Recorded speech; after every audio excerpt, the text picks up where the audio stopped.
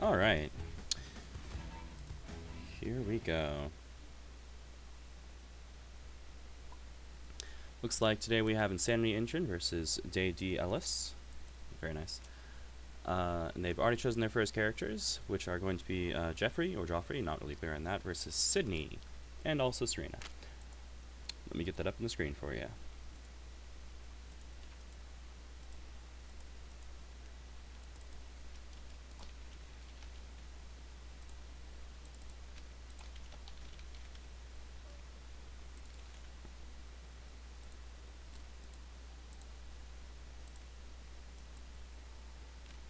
There we go.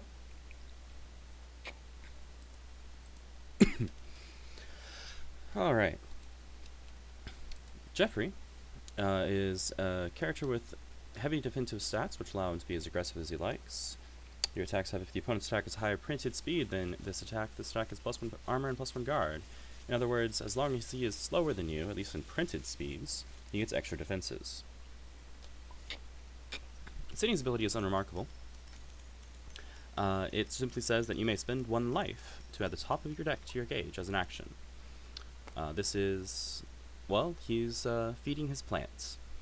Serena says your special and ultra attacks calculate from this card's position. So when Sydney plays a normal, he executes it, but when he plays a special or ultra, it comes from the potted plant in the center of the board.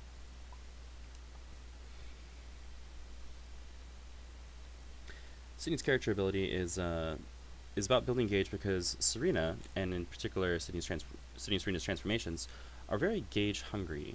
They require a lot of gauge to work. So they need to build up a hefty stockpile of resources before exceeding and then putting them to good use. Geoffrey is less transformation reliance. Something about 7th Cross characters actually is they tend to telegraph how important their transformations are by their exceed costs. The higher the exceed cost, the more important their transformations are. Geoffrey has an exceed cost of 5, which is pretty typical for a 7th Cross character, meaning he likes his transformations, but he's not wholly reliant on them. Sydney has an exceed cost of 7. Now he can reduce this by standing on his plants, but that's still a pretty high number, which should give you a good hint that Sydney likes having a lot of gauge. Alright, we are after Mulligan, and Sydney is taking the first turn. From starting positions, Sydney and Serena have a lot of threats simply because of those specials calculating from Serena's position.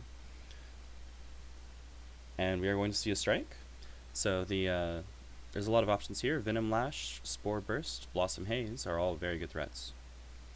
The standard opener is Spore Burst, simply because it has a valuable transformation and it's very difficult for an opponent to do anything about.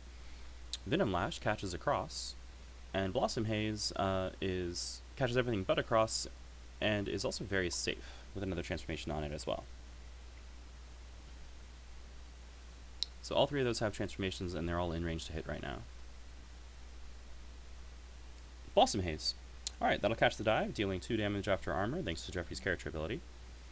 And stunning.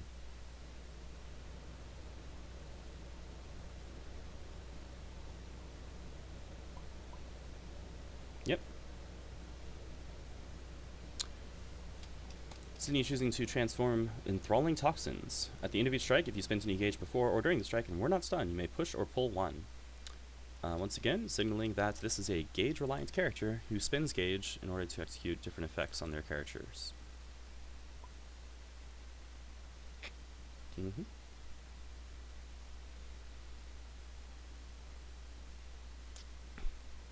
Dive presumably calling out either a bluff or the Spore Burst, since it would have traded evenly against the Spore Burst.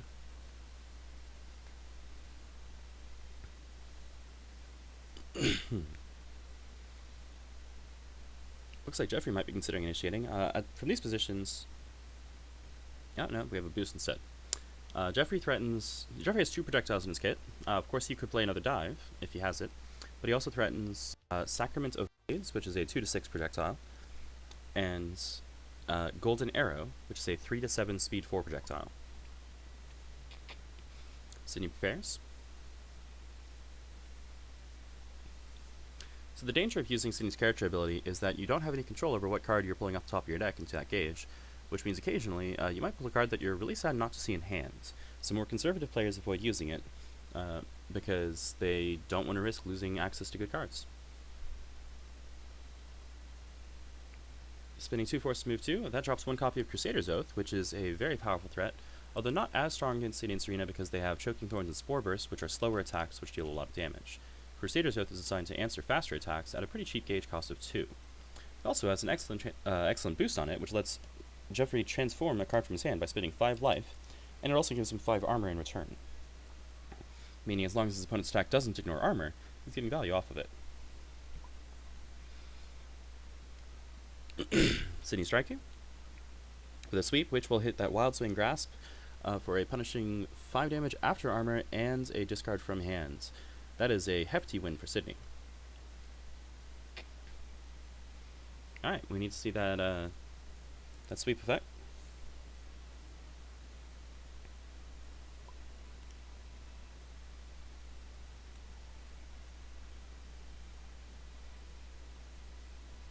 Oh.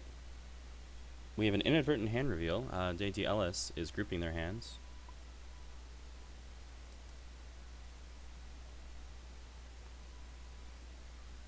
And doing this drops it out of their hand zone to become revealed.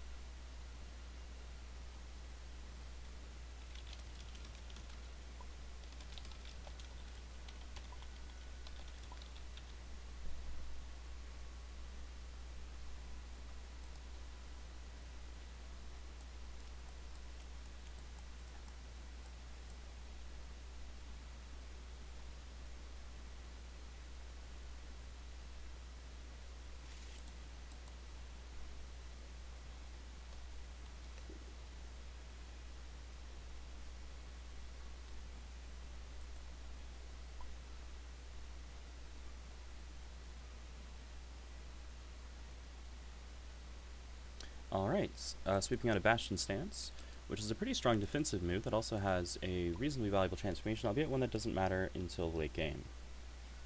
Untainted allows Geoffrey to gain a life instead of drawing at the end of his turn, but it only works if he has 5 or less life. Bastion stance is a pretty tough focus like. It actually loses to grasp at close range, which is unusual for a focus shape, but it has 1 armor and 5 guard, and can trade up pretty heftily, considering his character ability will usually give it 1 additional armor, 1 additional guard, and then the before effect gives it extra power if he gets hit first.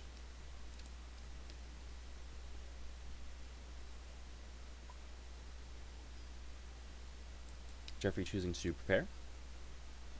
Builds up those options. At a life deficit of 7, it's clear that Geoffrey is off to a disadvantage.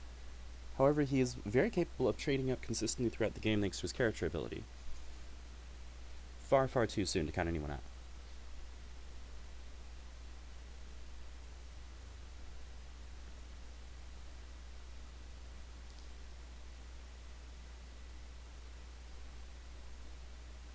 Thanks to Moriarty for making this playmat, or this board that they're playing on. It's fan-made, very unofficial, if that wasn't incredibly obvious. Always appreciate the creative efforts of our excellence player community. Alright, we have an EX attack initiated by Geoffrey at range 2. Could be a cross, maybe a spike. It is the cross. That's 4 power over 2 armor. It will deal up to 2 damage, depending on whether Sydney decides to spend any force. Looks like he chooses to take no damage. Geoffrey then retreats 3 spaces, putting him at long range. This telegraphs perhaps that he wants his Sacramental Blades or Golden Arrow to get set up.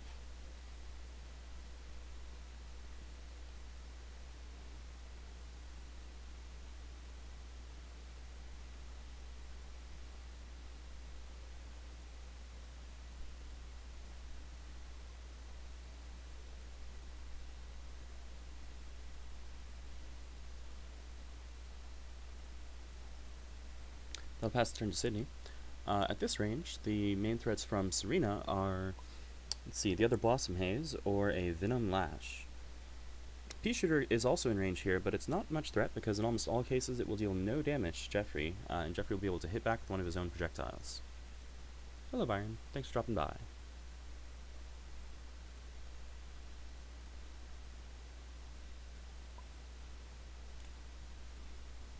Sydney prepares, comfortable in his current position.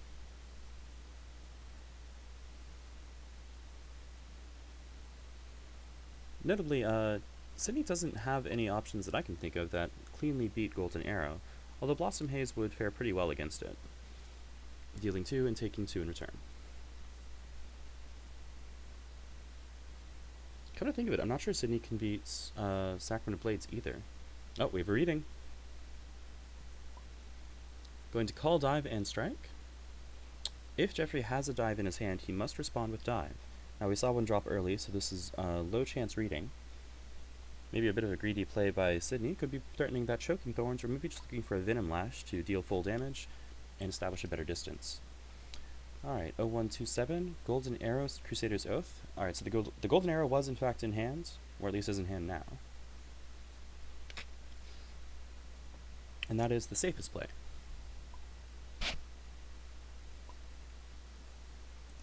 No, Assault is not down. There are no Assaults down.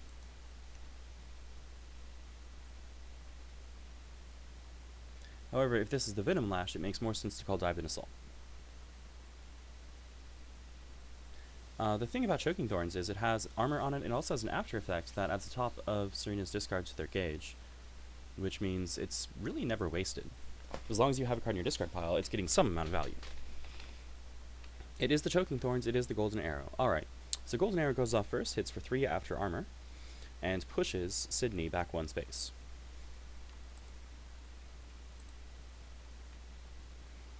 Waiting for that push to be resolved.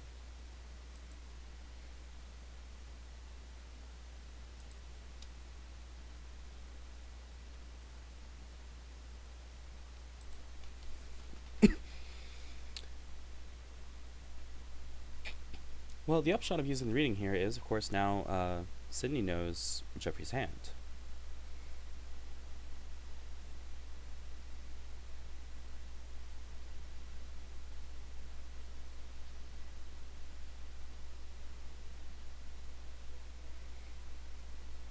We did see that nothing else in Geoffrey's hand is a threat at this position. He doesn't have another Golden Arrow or Sacrament of Blades available.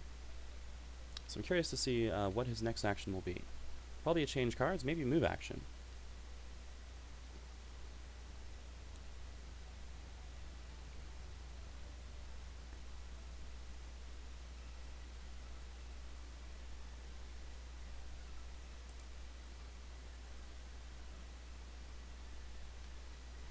Geoffrey player looking at that reference of him again.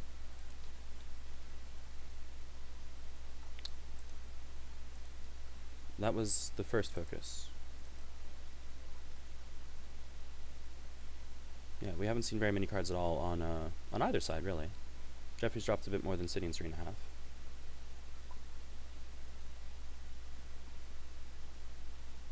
have. We have a parry, going to call Spore Burst, unsuccessful, revealing that hand. It does not have the second reading in it. Looks like it has 4/6 Pea Shooter, Verdant Slaughter, Alrund's Kiss. Okay, Verdant Slaughter is it's a nominal threat here. It's not especially scary. It could hit, however, provided Geoffrey isn't able to play something that beats it. But since we know that Geoffrey has a focus in hands, we're probably going to see Sydney get rid of those normals ASAP so that he can't fall prey to a reading in the near future. Sorry, not Geoffrey. Sydney fall prey to a reading in the near future. Oh, thank you for the subscribe, Srith.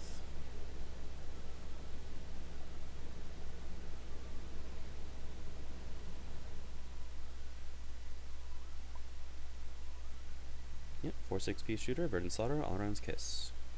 Geoffrey needs to draw for a turn.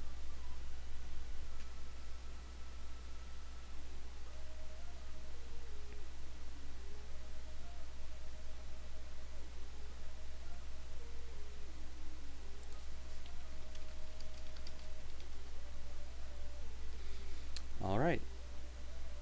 So with that reading threats very, very live, and in fact known, Sydney needs to make sure he doesn't play into it by rendering himself vulnerable to a reading threat. Alright. No hesitation. This is actually very surprising, since I think Geoffrey has the opportunity to reading, dive, play sweep here. Unless I've missed something. It's also possible that Geoffrey doesn't see the play, or that I've made a mistake somewhere along the line.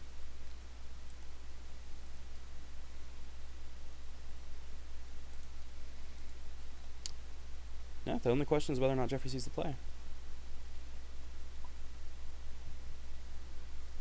Ooh, that looks a bit greedy. So we know that Geoffrey didn't have any live threats a moment ago other than the reading threats, and boosting Fierce is trying to compound an advantage, but might be throwing it away by passing the turn to Sydney.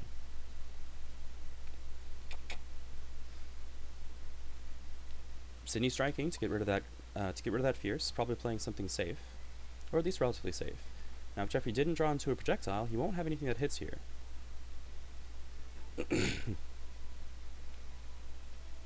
Sacrament of Blades, that will lose to Venom Lash. Venom Lash is faster and deals only 2 damage after armor, and it does not stun, but the hit effect on it lets Sydney, or Serena, either way, push Geoffrey to range 7, where Sacrament does not hit.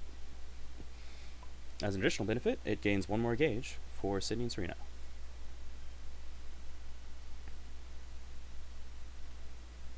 Pretty greedy Sacrament here is going to be punished by that safe play on Sydney and Serena's side. That transformation is the one that lets Sydney and Serena spend 1 life when they hit with a special or ultra to add a card from their hand to their gauge. It is probably their least valuable transformation.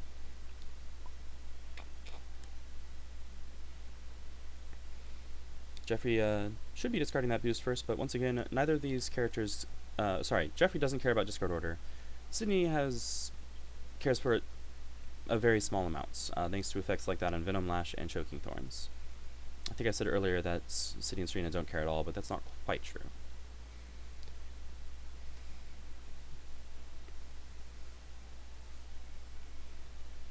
Alright, well that was initiated by Sydney. So now at range 7, the Reading Dive play sweep is no longer available, and Geoffrey needs to come up with some other sort of threats, since currently he is disadvantaged.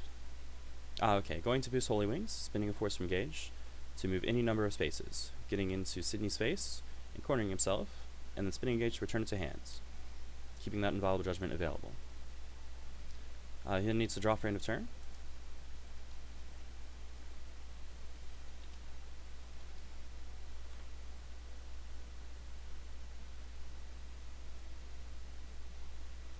There we go, passing turn to Sydney, who generally does not like being at range 1, and is in fact going to, boost backstep to get out of the way. Somebody asked what this transformation was. I'll just put it up on the screen real quick.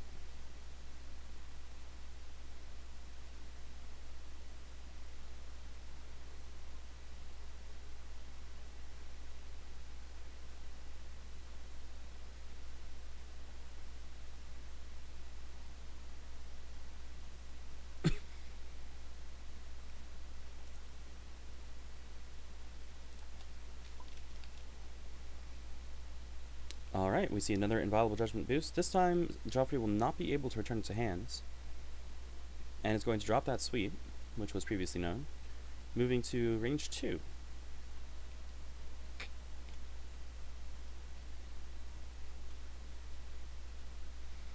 Interesting. So Geoffrey still has at least 1 known normal in hands, so the reading threat is live. Sydney does not have the reading, or at least does not choose to punish it, and is striking, probably with the Spore Burst or the Choking Thorns, which are very safe, reliable plays here.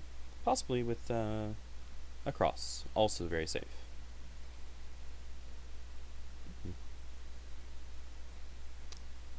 So Byron in chat asks why there instead of advancing 5. I would expect to advance 4, honestly. Standing on Serena, while not at all safe, is one way to...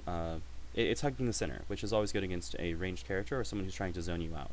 You want to hug the center 3 spaces, and usually you want to be closer to the center than the opponent is, because it's more difficult to cross up than it is to retreat.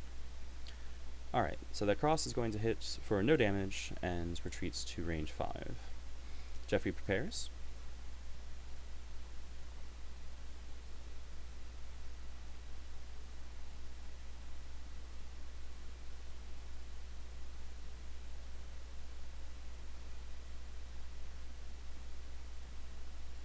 And Sydney initiates, once again threatening a variety of options from Serena, but nothing of his own. This could be the Verdant Slar that we saw retained in hand from earlier. He certainly has enough gauge to make that a viable threat. And it is. and it's Sacrament of Blades. Well, Sacrament will at least hit first. Sydney needs to validate that attack.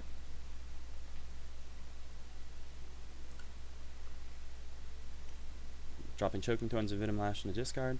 And then pulling Geoffrey onto Serena and hitting for 8. So Geoffrey gains 2 life thanks to the hit effect of Sacrament, but then loses 8 because he doesn't have any additional defenses to protect himself from Verdant Slaughter. It's killing time.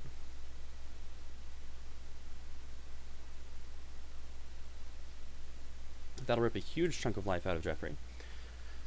It will pass the turn to Geoffrey, and it does move him to center, which at least gives him a little bit more leeway on his threats.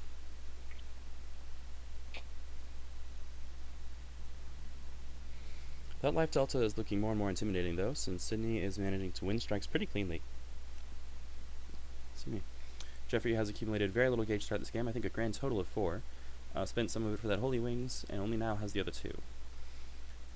This does mean he has access to Crusader's Oath, but in this position, the threats that Sydney and Serena are presenting are the slow attacks that calculate from Serena, meaning Crusader's Oath won't be able to dodge anything. Alariune's Kiss is also a threat, but it's pretty low value against Geoffrey. We have a strike. This could be the Kiss. Could also be Spore Burst. So there's a fast slow mix up here. Could also be bait. Geoffrey responding with 1 card. It is the Kiss. It is a focus. Well, that Kiss will land and force Geoffrey to discard a card from his gauge. So technically this needs to be validated, but those 2 card spins will immediately go back into gauge because of that hit effect. It is important that the cost is spent, however, because if a Crusader's Oath had come out here, then Kiss would have missed. Alright, it'll deal 1 damage after armor. Geoffrey will not be stunned, of course. He'll draw his card and then discard that focus. He is now only at 1 gauge, meaning Crusader's Oath is no longer a live threat. This is very unfortunate for Geoffrey. The resource advantage presented by Sydney and Serena here is pretty massive. It's looking good for them.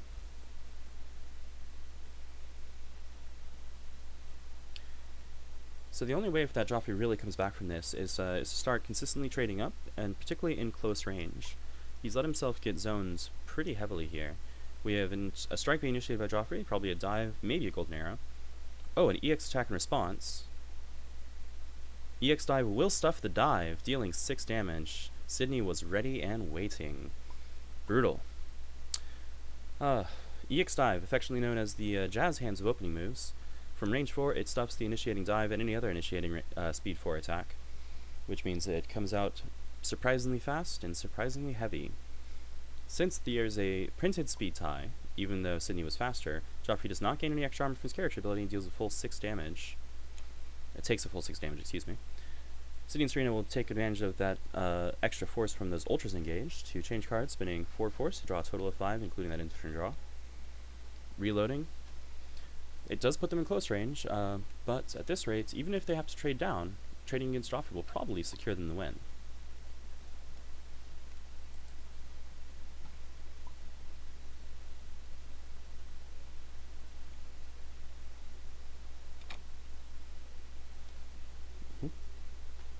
Geoffrey player confirming the game state.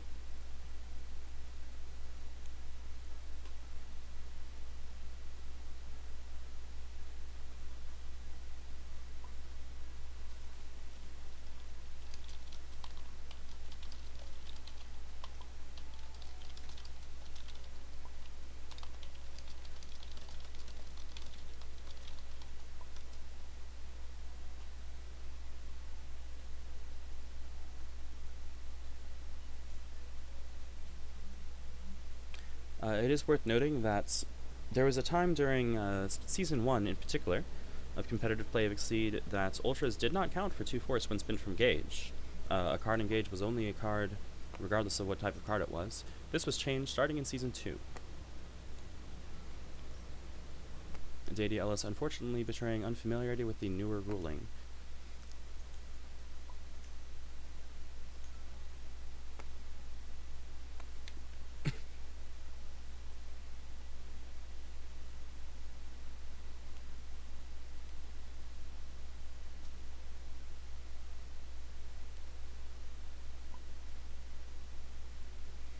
Alright, Geoffrey initiating. Range 1 is a pretty comfortable place for him. Sydney has a handful of options, that's to say a full hand of options. and can take his pick of what he's willing to lose to or beat here in all likelihood. Geoffrey threatening any number of variety of mix-ups. He could be playing a slow move to trade up heavily, or a fast move or a mid-speed. Let's see what we get. It is Bastion Stance, which will trade down against this Verdant Slaughter, although he will not quite take lethal. He deals 3 damage, and then he retreats 2 spaces. He then gets pulled back in. Since Verdant Slaughter is not stunned, it has a total of 6 guard. And Geoffrey will take 7, dropping to 1 life. Whew, brutal. Yep.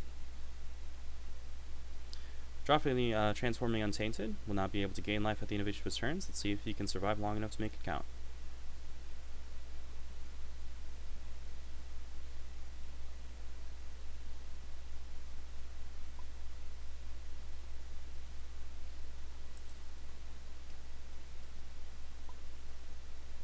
Yeah. Geoffrey retreats and then gets pulled back in. That is correct.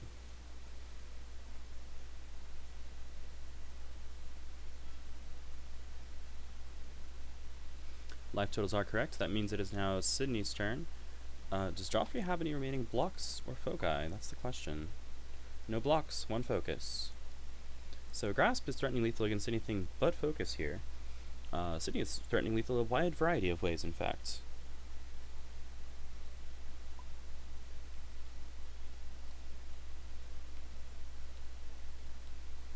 Choking Thorns, yep, is going to take 2 damage and then hit for lethal with stun immunity.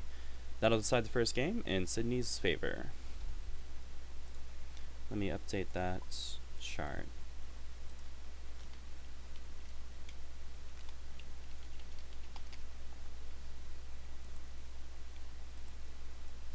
Alright, Sydney ascends to glory, leaving only the rest of the team for Insanity to choose from.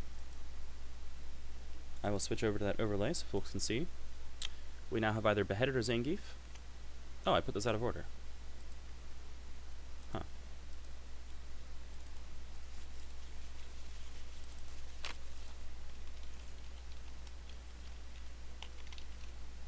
Right. Anyway, Beheaded or Zangief against Geoffrey, Tournelouse, or Vega.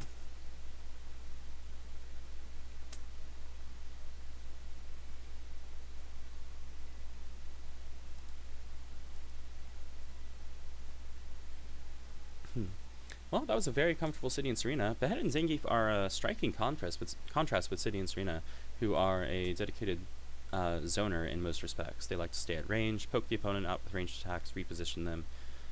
Beheaded can act a little like that sometimes, but Zangief is the exact opposite, so we have a very diverse team. Characters have been chosen. We have Beheaded v Tournelouse. Let me switch that back in.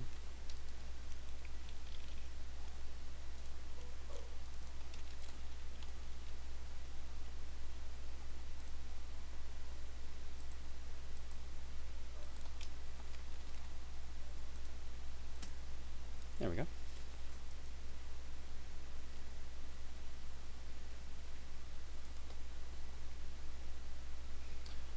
Alright. Varnas, who's Insanity Engine playing? Insanity Engine was playing the City and Serena. Yeah. And will now be breaking out Beheaded up against Dae D Ellis's Tournelouse. Beheaded is an interesting beast. Beheaded does not have a character ability, per se. Instead, Beheaded can exceed to gain a trait which permanently upgrades his specials and ultras. So up to 3 times he will be gaining a new effect on all of his specials and ultras, either +2 power, +0 to 1 range, or +1 armor and +3 guard. +2 guard. Sorry, wait. Yes, excuse me. Additionally, on the strike after he exceeds, he has +1 power and +1 speed. During the cleanup step of that strike, his card flips back to normal mode, letting him exceed again later. So Beheaded basically levels up as the game progresses. Tournelouse is also a ramp character, who starts out probably a little bit weaker and ends up a lot stronger. Tournelouse can transform any of his cards. His normals have a transformation that upgrades his specials and ultras. So both these characters will be getting stronger as the game progresses. Beheaded rises in sharp increments each time he exceeds. Tournelouse, every time he lands a hit or otherwise transforms a card, becomes slightly more powerful. Tournelouse also uniquely has a 0 cost exceed.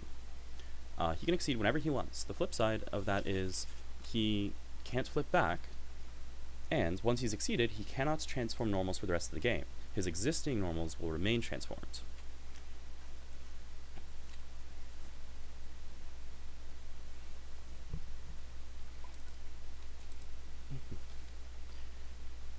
Alright. Post Mulligan, looks like Tournelouse is taking first. So both these characters have range 4 options. Tournelouse does not have a don't move option, so all of his openers lose to sweep if the opponent predicts that he is going to actually play an attack that hits instead of just baiting something. Oh, we have an EX strike. Alright. Wide array of options here. Could be anything from a speed 6 Death Omen, speed 5 Grim Thundercalling, speed 5 EX Dive. Let's see what we get. Wild Swing response. Cross is going to be faster than that speed 5 Grim Thundercalling. This is deeply unfortunate. Grim Thundercalling has an excellent transformation on it, and losing access to that will be pretty costly. Tourney does gain his after effects to draw a card and close 1 or 2, since he was not stunned.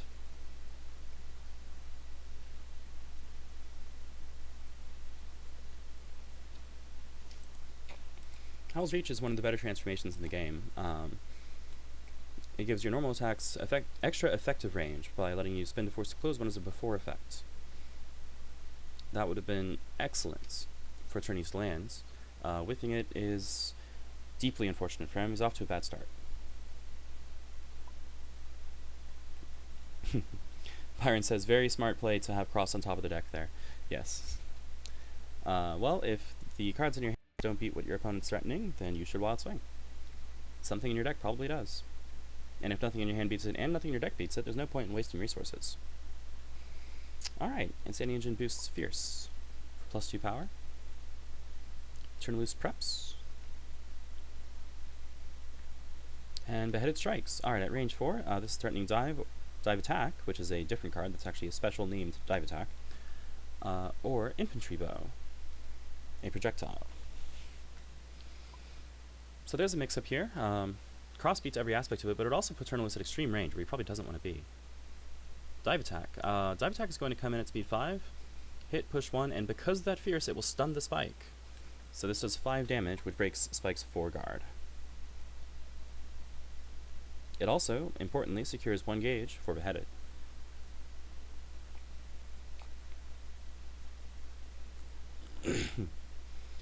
Puts Tourney at range 2. This is generally a better range for Beheaded than Tourney. Tourney tends to favor range 3 or 4, especially range 3. Right, Beheaded already ramping faster than Tournelouse.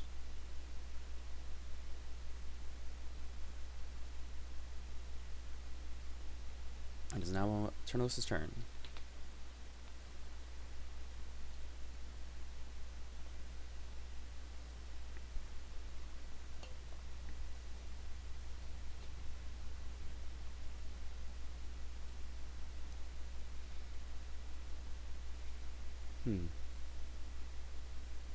Tournelouse needs to confirm hits in order to build up those transformations to improve his long-term threat.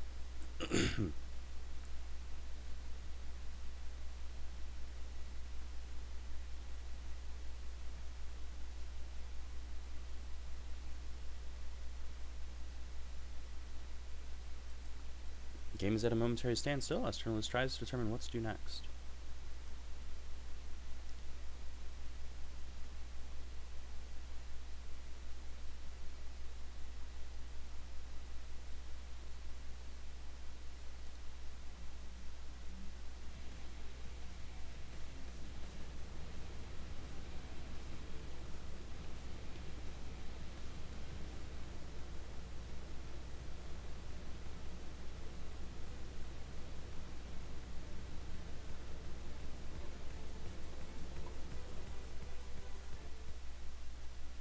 Alright, at length, Tournelouse decides to initiate a strike with 1 card from hands. Here we go, Beheaded has 5 cards in hands. needs to decide how to respond. Long hesitation suggests this may not be the safest play. Let's see what we get. Assault into Assault Shields, which, as if it was made to counter Assault specifically, will take 2 damage, does not break its guard of 2, and hits back for 3. However, Tournelouse does gain advantage, and he does have the opportunity to transform this card. Looks like he will. Alright, that's 1 transformation. Major breakpoints for Tournelouse are 2 and 5. He gains advantage. So once he has 2 transformations, his threat goes up significantly. Once he has 5, it goes up massively. However, every transformation will improve his specials and ultras for the rest of the game. Striking again, range 1. Grasp into into block. Sorry, still learning what these Beheaded normals look like. Alright. Beheaded chooses to take 1 damage after Tournelouse repositions.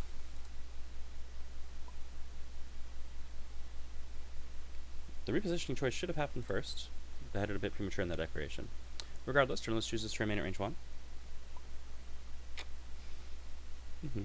So this is good for Tournelouse, except that both those cards gave Beheaded Gauge, meaning he can now afford to exceed, gaining his first trait. He chooses Brutality, giving his specials and ultras +2 power for the rest of the game. He also has +1 power and +1 speed during the next strike, meaning for the moment, he has amped up his threat levels massively. Alright, it is now Tournelouse's turn. He's at 2 transformations, meaning he has hit certain breakpoints where Lightning Spike can stun focus, Bargai's Fang is affordable, Death Omen can hit for 6. Excuse me. Or, sorry, 7. 6 is nice. 7 is a breakpoint. Alright. Tournelouse preps. He's built up those resources. Tournelouse notably has a very poor economy. He tends to struggle for resources because he often transforms his cards instead of adding them to gauge, and sometimes will even transform them by discarding 1 copy and transform the other using the play transformation action, affectionately nicknamed EX Transform. That means he basically throws away cards twice as fast as several other characters can do, and he doesn't end up with cards engaged to change cards with, because he is focused on getting those transformations. Notably, however, this doesn't mean he can't play Ultras. His Ultras each say that he can generate gauge to pay the cost by stealing transformations, 1 for 1.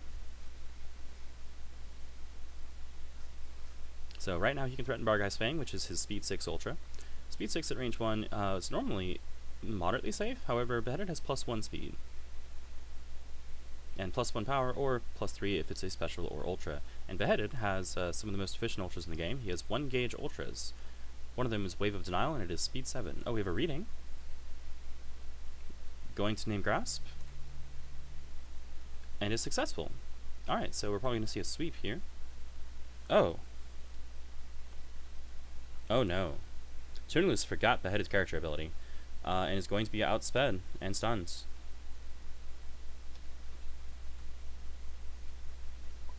That will be a costly mistake.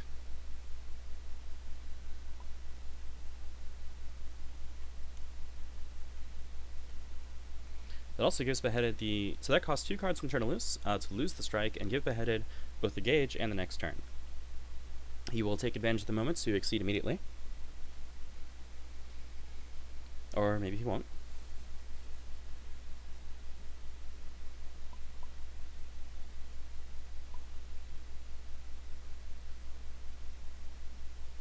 No, not 6 damage.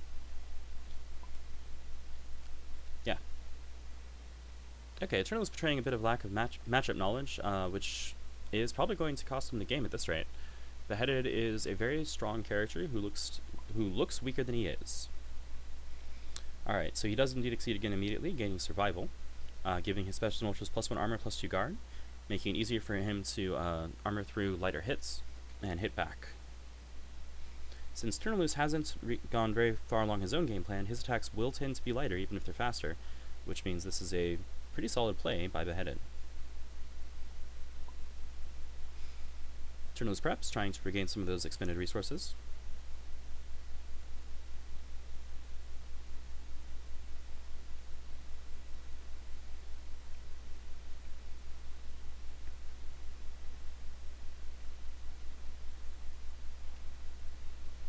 Alright, Beheaded strikes.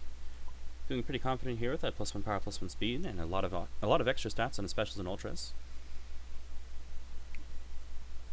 It's possible that this is simply unbeatable, or at least something that is guaranteed to hit. Beheaded will often prioritize hitting, even if he's going to trade down, since it means that gets some gauge, which he can use to exceed again later. Or to afford some of those ultras. Tournelouse evaluating his options. Could be looking to trade up with a slower move. Could be looking to call out something with a evasive move, such as cross. We'll see what happens.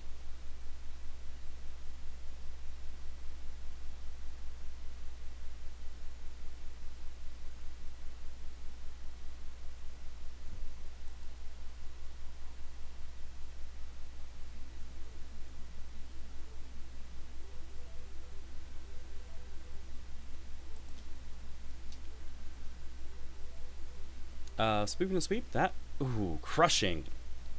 Beheaded sweep is +1 power and +1 speed and deals 7 damage, which stuns the defensive sweep by Tournelouse. Whew, brutal. Beheaded has claimed a hefty lead here. Loses a dive. Passes the turn to Tournelouse.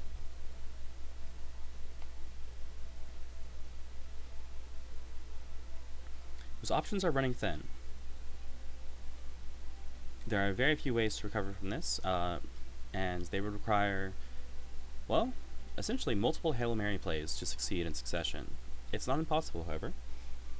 If Tournelouse is able to land something like a Bargeist Fang or an EX Bargeist Fang, transform a hands, and then go directly into another storm, he can push out an easy 22 damage, give or take.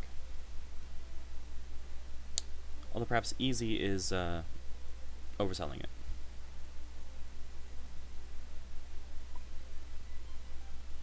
Tournelouse striking with 1 card from hands.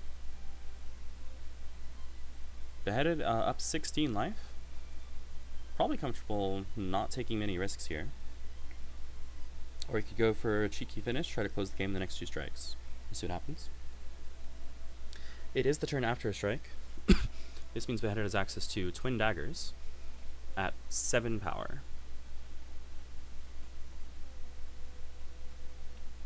Playing it safe with the block. Tournelouse hits for 4 power. Beheaded takes the 2. Serena draws a card and may transform that.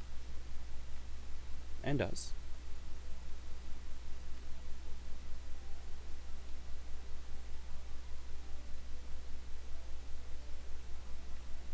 Alright, little by little, Tourney's on the way to being able to recover.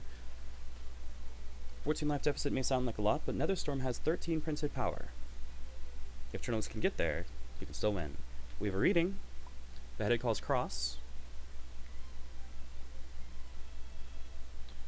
Tournelouse revealing hands. I think.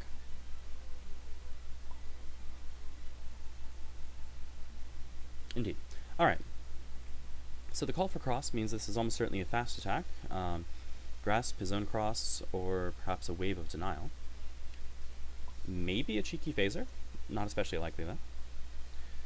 However, Tourney has no slow options in hand to trade with those moves. So he's probably going to be better off wild swinging, but we'll see. If he thinks Beheaded is playing his own cross, then the grasp will call it out.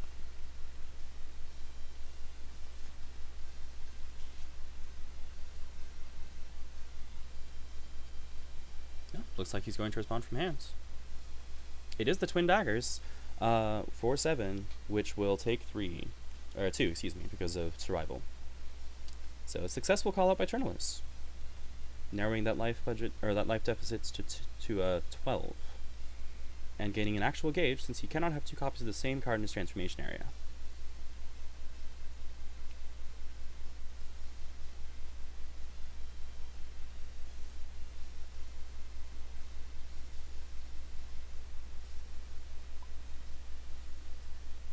Alright, Tournelouse preps.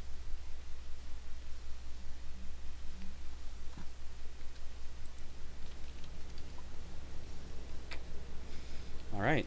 Beheaded exceeding for the 3rd and... oh. What the... Misclick. Beheaded exceeding for the third and probably final time this game. Gaining his third and definitely final traits. Okay. It was 2311. Yeah.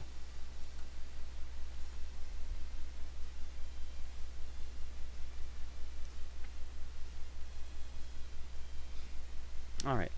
Beheaded now has access to Tactics, Survival, and Brutality, meaning Special and Ultras have plus 0 to 1 range, plus 2 power, plus 1 armor, plus 2 guard.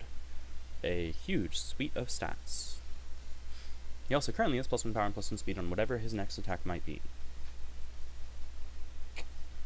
This is extremely dangerous.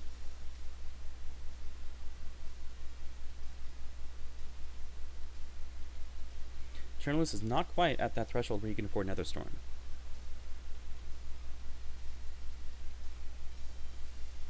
He's also not quite at the threshold where Evil Eye can stun through Survival. These are important breakpoints.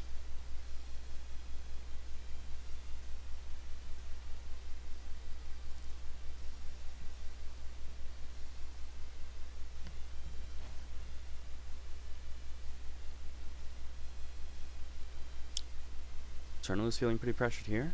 Needs to figure out how to respond.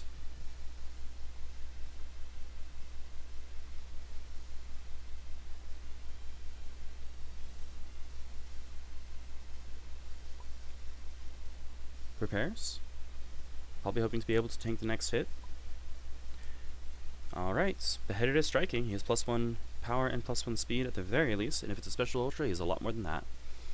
The threat here is huge. Tournelouse could decide to try to be evasive with the cross, since we know that he's not out of crosses. In fact, I'm not sure if we've seen any of them yet. No, we haven't. We also haven't seen any blocks.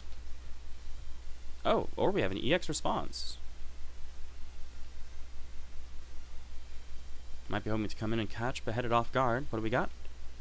Wrenching Whip versus Death Omen. Wrenching Whip will win that speed tie at speed 6. That is deeply unfortunate. Thanks to that plus 1 power and plus 1 speed from being in Exceed mode, this is going to be indeed 6 power over 1 armor, dealing 5 damage to Tournelouse, and push or pull 1 from the hit effects. Pushes 1. Brutal. Alright, Beheaded will flip back during cleanup.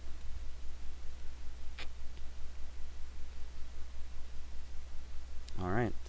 That Death Omen would have been a heavy momentum swing in Tournelouse's direction, even if used as a follow-up after the Wrenching Whip. It's not looking good for Tourney.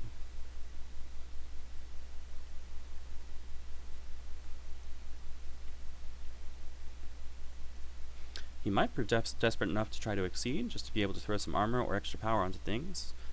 17 life deficit. It's not a bad time to exceed. However, with only 4 stocked gauge and transformations combined, it's a little lower than he normally wants to. He wants to be usually at least 6 before he exceeds. He did have a cross, evidently. Although it would have, 1 cross would have lost the speed tie that last strike as well. He's boosting it to run into melee. So the threat of the second assault shield is very alive here on Beheaded's side. However, it does lose to Lightning Spike, which I don't think we've seen any copies of yet.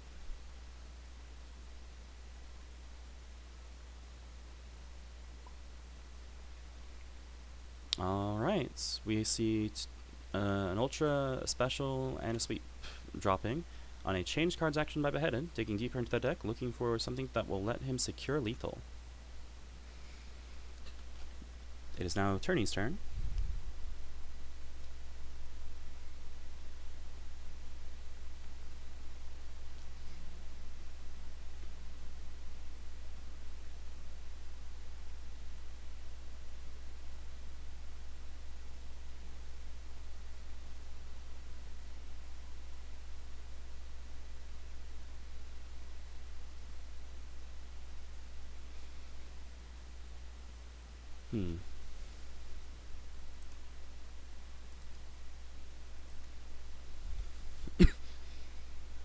Yeah, we still see the Assault Shield, and we have seen 0 copies of Wave of Denial.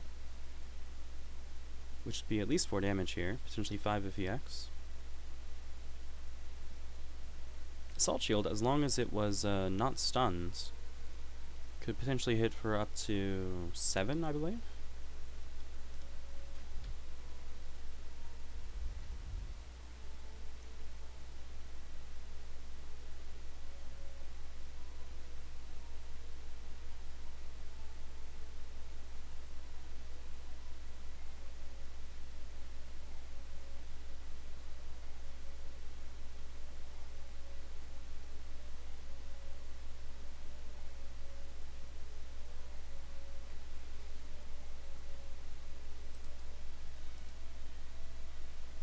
Tournelouse, only about halfway through his stack. A little more than halfway. The main range 1 option that he still has is Lightning Spike. It is, go figure, a spike-like. It has Ignore Guard, and 1 printed power, which means it would currently be hitting for 4. That would be enough to stun the Assault Shields, as well as pretty much anything else slower than it. However, it loses pretty heftily to a faster attack. That said, both blocks are still alive in Tournelouse's side, meaning he could potentially still withstand a faster attack, regardless of what it was. Beheaded does not have access to ignore armor on any of his specials or ultras. Tournelouse striking. No fear. No regrets.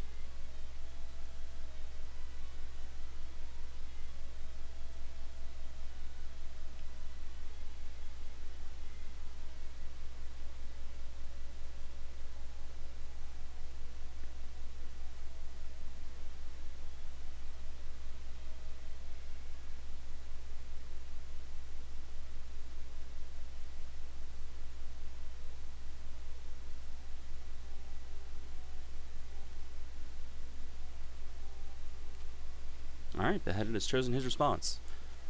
It is the Wave of Denial, it is the block baiting out that fast response successfully. Beheaded needs to spend a gauge to validate that, and we'll have 4 power.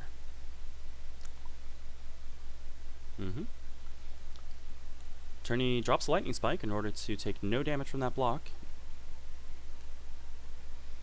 But he is now able to threaten Nether Storm, although he's not currently in range for it to hit.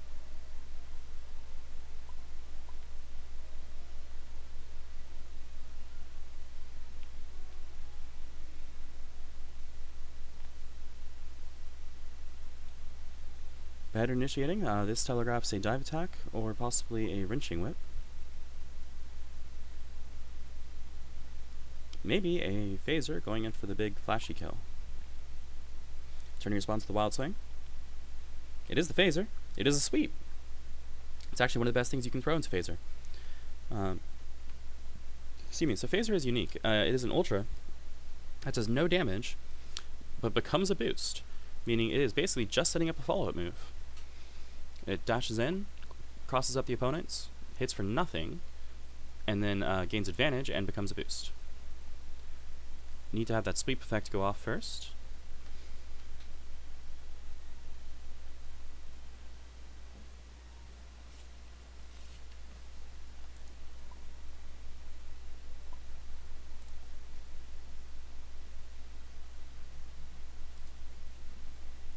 Discard the Spike, which is not a relevant range 1 threat. Yep. Beheaded took 5 damage instead of 6 because he had 1 armor on that, by the way. That was an ultra. Now because he has advantage, he is initiating at range 1. Probably very confident this will close the game, considering he has plus 4 power. Well, the big threat here is Grasp. But that is down, meaning there are no speed 7 threats currently live. So this is either a slow move, such as Assault Shields, or possibly Focus, or it is no faster than speed 6. If Tournelouse calls this mix-up correctly, he could still survive, and after that, and after burning out Beheaded's momentum, potentially come back for lethal. 18 life is just about enough for Tourney to threaten lethal, although he needs to land at least 1 hit before he tries to pull off another storm. And of course, if he dies right now, it won't much matter.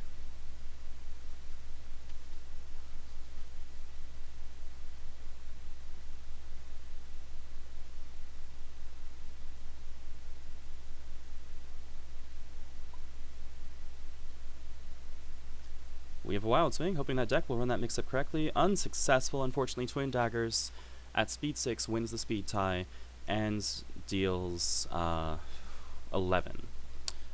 Good game. That will decide the set in favor of Insanity Engine. Alright. Well played, folks, and thank you all very much for joining me.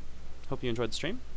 This was in the double elimination portion of Matchup Madness, largest Exceed tournaments to date. If you're curious about Exceed, or if you want to know more about it, maybe try it for yourself even. If you have Tabletop Simulator, it is free to play because this module that you just saw, XFS Balanced Breakfast is the name of it, is one I maintain for the competitive community. And if you want to talk about the game, maybe learn how to play from folks who already know about it, you can look us up on the Level 99 Organized Play Discord. Let's see, am I forgetting anything? Oh, thank you very much to TaxiCab for organizing this event. We have 90-odd participants, which is truly overwhelming in terms of how many people are participating in this massive tournament. Alright, until next time, bye!